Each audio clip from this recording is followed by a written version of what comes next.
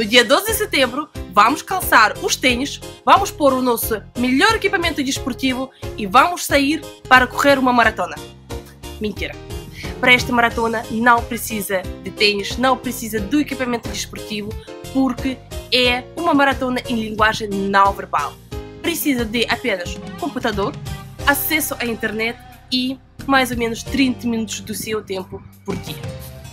A maratona tem a duração de 5 dias. Nestes 5 dias nós vamos falar de 5 temas diferentes, mas todos com o mesmo objetivo, é ganhar consciência do nosso próprio comportamento não verbal e utilizá-lo de forma estratégica.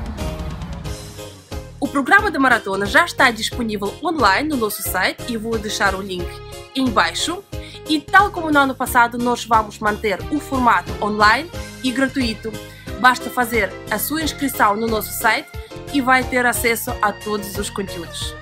Espero por si no dia 12 de setembro.